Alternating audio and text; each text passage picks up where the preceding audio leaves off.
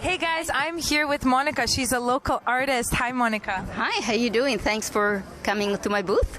Of course, my pleasure. How inspiring. It gave me goosebumps, these tactile paintings. Can you tell me a little bit about your art? Yes, of course. My work is what's called mixed media. I use acrylic, and I'm inspired by both Western and Asian art. And it's what is called in Japanese Seido, which means very tranquil and peaceful, but at the same time very passionate and powerful. So I use numerous veils to create the atmospheric effect. And then I use texture, which could be sand, gravel, in this case textiles, and iridescent paints and metallics to create the texture. And my paintings are to be viewed but also to be felt. Yes.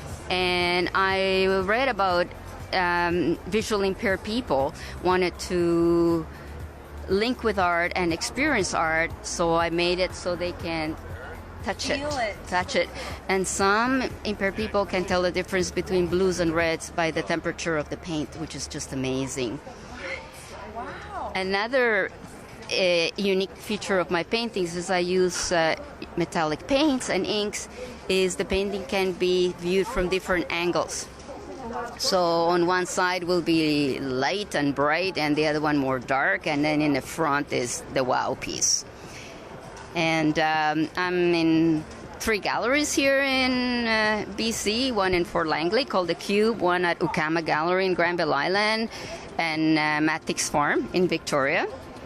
And I also do sculptural jewelry, which tries to echo my painting. So pick up the oval shapes of the painting.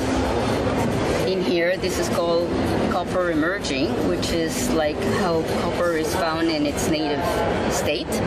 And I tried, there's copper patina here, but this is not copper. It's all painted to look like copper. There's 12 layers in here, 18 layers on that painting, and I just wanted for you to see the ovals, and then I try to echo in my sculptural jewelry.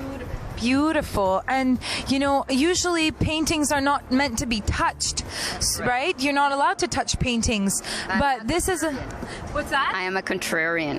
Yes, a contrarian. So for this experience, it's totally different, to feel the painting, and for, like you were saying, for someone who's visually impaired, giving them that, that experience as well. That's so important, and it's so compassionate. Thank you. The other thing is I'm an environmental. I have a master's in science. So I try to use some materials that I'm recycling. This is, for instance, silver from the film industry that gets recycled. And then I use paper, I've used copper, I've used cardboard, I use cheesecloth, I've used plastic, I've used my husband's t-shirt on that one. And the idea is that it doesn't have to be expensive.